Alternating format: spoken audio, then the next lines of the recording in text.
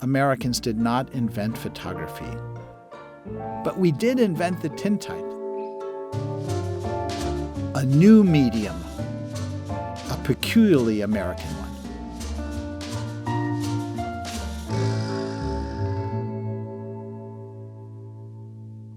A daguerreotype is a photograph made on a sheet of copper that has been silver-plated.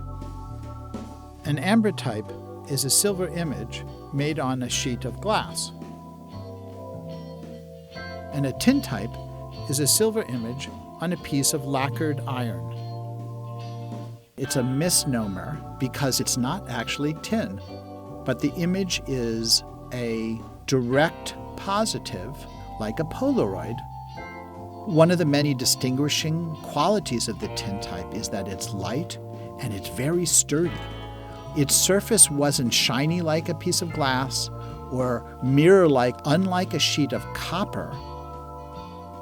It allowed for a transformation of the field of photography because it was inexpensive, it was easy to make, and it could be mounted to a sheet of paper and placed in the mail and sent easily to loved ones across the country. Tintypes arrived in the mid-1850s, 15 years after photography arrived in the country. And as new immigrants were coming to the country to make new livelihoods, everyone wanted to pose for their picture. And what we see is a wide swath of folks across the country reacting differently to the camera in the tintype than in the other forms of photography that preceded it. They realized that they could be more themselves. And so there's a playfulness to the tintype.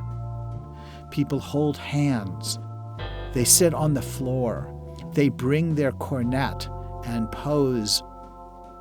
They're proud of the opportunity to express themselves. They project themselves into the picture in new and exciting ways.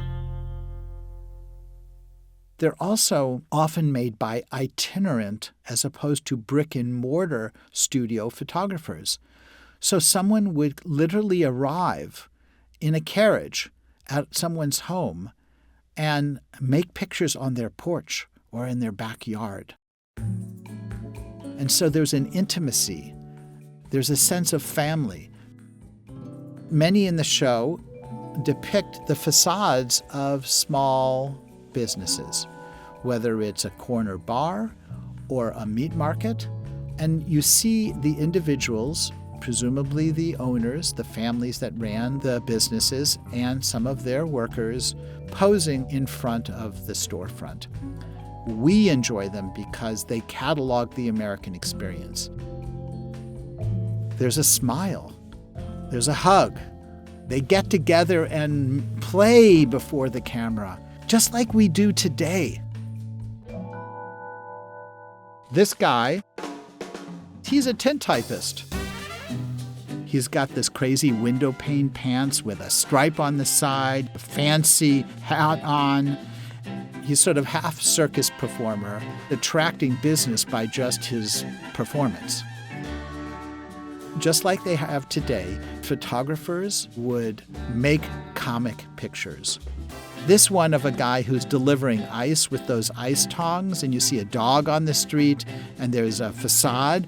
He would have been photographed against a white backdrop, and the studio would apply color to the surface of the tintype after it was made to add these fun details.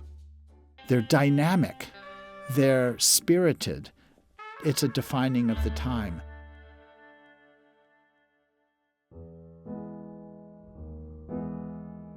So from today's perspective, where you certainly cannot be successful if you don't know how to make and share photographs, when did that begin? The tintype is the precursor to our age today, the age of social media and image sharing, and how we look at the camera. That's how we are defined. It's a pathway towards self-improvement, self-expression, and self-realization. Through the tintype, we get to see folks of all varieties who did not ever have a chance to own their own likeness and finally did. When people see this exhibition, I think it will give them new ideas about how important this democratic medium is today and how important it was in the 19th century.